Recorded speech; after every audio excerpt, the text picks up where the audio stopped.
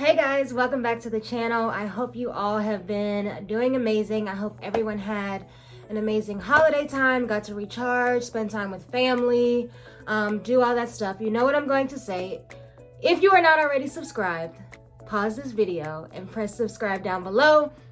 Along with that, hit the bell notifications link so you guys know when I'm posting something new. I don't really have a set schedule like most YouTubers. So you always want to know when I'm going to post something, or just, to stay up to date. So make sure you guys hit the notification link so you know when there's new videos.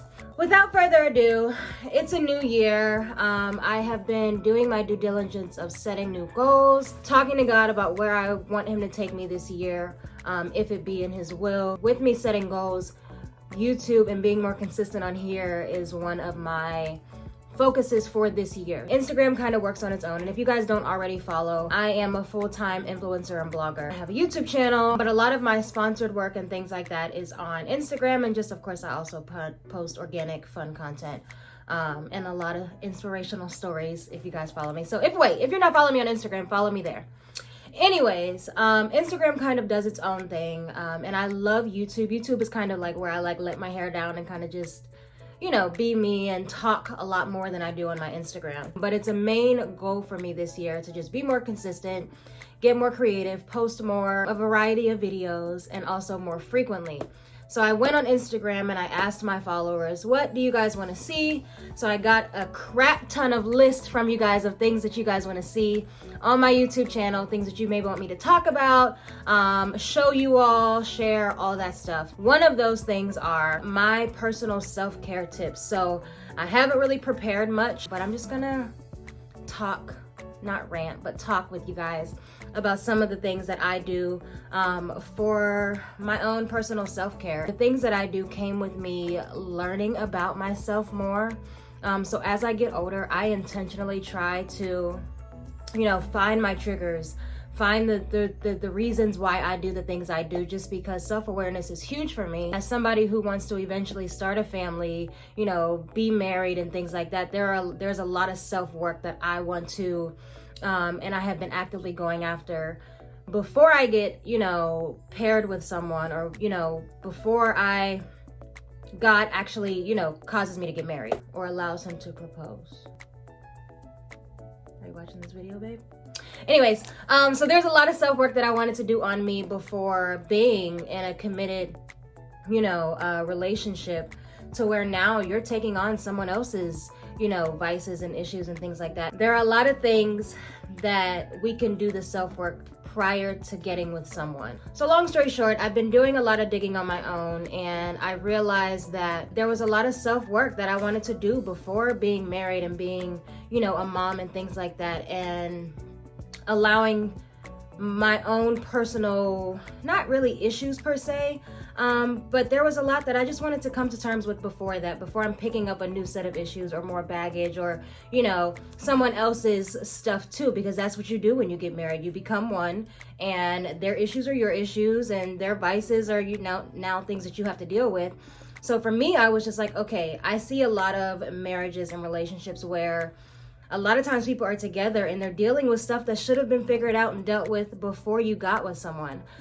So one of my prayers was, God, reveal to me what you need to reveal to me about myself. Tell me what I need to fix about myself, about the way I respond, the way certain things trigger me, all that kind of stuff. So with all of that being said, there are a lot of things that I do for my own personal self-care. And these are things that I've learned as I've gotten older and intentionally sought out. So the number one thing that I do for my own personal self-care is, of course, prayer and reading the word. So I guess that's two. I have learned that when I don't read the word, or when my prayer life isn't really where it should be, it kind of affects me weirdly. And at first, like when I first went away to college, of course, as a preacher's kid, you go away to college and you're like, I'm not going to nobody's church. I'm not doing this. I'm not doing that. You miss a few Sundays, or miss a few, I wasn't really even reading the word, to be honest, at all.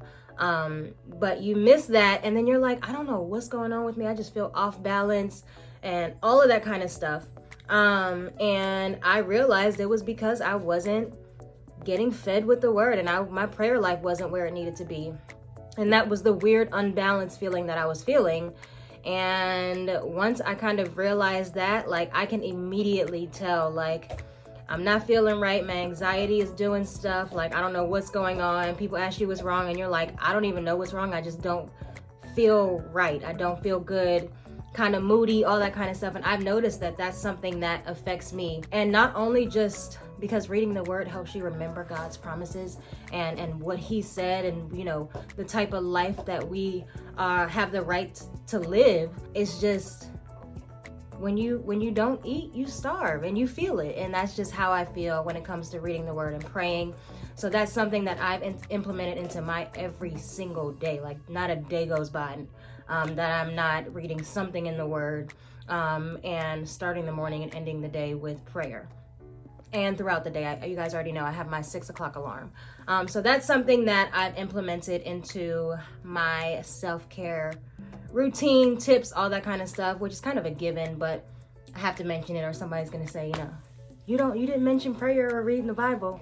But that is definitely a self-care tip that I implement on myself. Another one is therapy. So I told you guys months ago, or I guess this time last year, that I officially started going to therapy. How I knew I needed therapy was just because my anxiety was going a little bit crazy. I wasn't really feeling right. The business and the job was kind of getting more overwhelming. And I just had a lot going on in my life. And I am the type of person where it's like, I don't want to say I'm the strong friend, but I have a complex to where I like being there for other people, but I don't like burdening other people with my stuff. So a lot of times, like, I would hold all of my issues in if I needed something, if I needed to vent or needed my friends or whatever, my family, whoever the case may be, and they have always been there when I did need them. But oftentimes I wouldn't go to them. So they would start coming to me like, okay, like, you're not moving right. Something's going on. Like, stop trying to hold everything in. But that's just what I did. I've always been that way, just for the mere fact of not wanting to burden anybody else with what I have going on. Especially knowing everything else that everybody else has going on. So I'm like, why would I even put that on them? So just hold it in. And I started bottling up everything, all of my emotions, all of my feelings, things I was going through, wouldn't tell anybody. It started affecting me, not only mentally, but physically. Like, my body, I was just getting sick, all that kind of stuff. Long story short, that's how I realized that I needed to go to therapy. And even growing up, and we all know, like, therapy, until recently, hasn't been something that a lot of people have been, like, very vocal about. Like, it was seen as like, you're crazy, so that's why you're going to therapy. And no, like, it's a normal thing, and we all could use it. When I was younger, it was more of like, just go pray about it. That's all you need. Just go say a prayer. Like, you shouldn't be depressed or you shouldn't have anxiety like that. Go pray about it and God will take it away. Mind you, I do know when you pray, God will answer prayers, but I also know that he has equipped people, professionals, to know how to ask the right questions to bring you to the right conclusions. And that's all that therapy is. Not only are you getting somebody with a non-biased view to be able to vent and talk about different things too, but they are trained to ask the right questions to let you get to your own conclusions. And that's what therapy has done for me. It has allowed me to be more self-aware. It has allowed me to learn, more about myself and why I do the things I do and what some of my triggers are. And it could be the smallest question of like, I'm feeling this way, I'm doing this day. And my therapist would be like, okay, write out everything that happened today. Where was the turn? And I would be like, oh my gosh, I guess that's what did it. And then you would start looking at like repeated things and be like, oh my gosh, I never knew, even subconsciously, that these certain things affect me. And that's what therapy has helped me do. And even just learning some things that I need to adjust. Like, it's not okay that you respond this way to this, or it's not okay that this makes you feel this way. So let's dig deeper to figure out why it does that. And that is something that I have implemented as a self-care tip, self-care routine, and I love it. So that is something huge for me, and it's definitely made a turn, and I could tell the difference, not only in who I am, but just the things that I do and the way that I move. And it's something that I will continue to do regularly, even when I get married and have a family and all that kind of stuff. Like, that's something that is non-negotiable. So along with that, I've also, and not through therapy, but just knowing me, I've learned that working out is something that I have to do in order to feel right.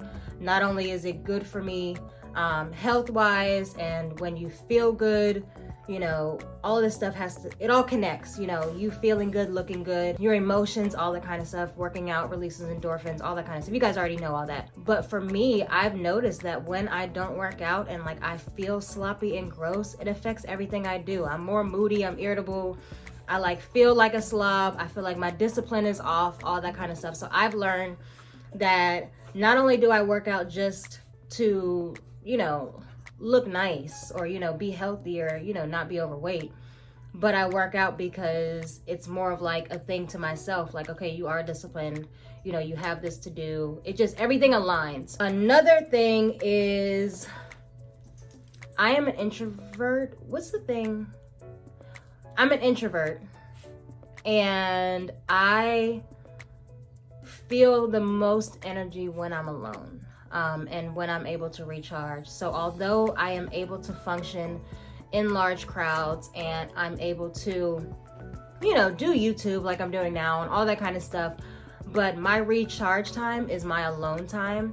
And at first I just thought that I was like shy or just like anti everybody, like all that kind of stuff. But I learned that there are a lot of people like this. And I learned that my alone time is non-negotiable. Like I have to have time to just be with JaLisa. And I could not be doing anything at all, but just being by myself, being able to like process my thoughts, being quiet. And I think a part of me like living by myself and doing everything on my own, moving away from family, all that kind of stuff has kind of intensified it a bit. So I'm just trying to adjust it because I'm just so used to being by myself. Like anybody around, I'm like, don't move that, please don't do this, all that kind of stuff. But in terms of self-care, I've learned that having, even if it's just an hour or so of alone time, is something that I need to be able to function. And even the people closest to me know it. So from a self-care perspective, that's something that I've learned I have to have. I have to have alone time. And just being self-aware and knowing that I know when it's like, all right, I need to dip out real quick, I'll be right back. Even if I go sit in my car, I'm like, let me go get a second. Then I could come back and be JaLisa. I would be on vacations and things, even in college with friends, and they would be like, oh, she needs to go back to the room, let her get her second. I'm just like, as long as we all know, it's all fine, it all works fine. The next one is something that I think a lot of people just, they don't realize how serious it is, and it's surrounding yourself with the right people. This isn't your typical like mask and bubble bath self-care tip. This is, it's really life or death if you really want to get deep with it, but I won't. But surrounding yourself with the right people in the right seasons, I think, is huge.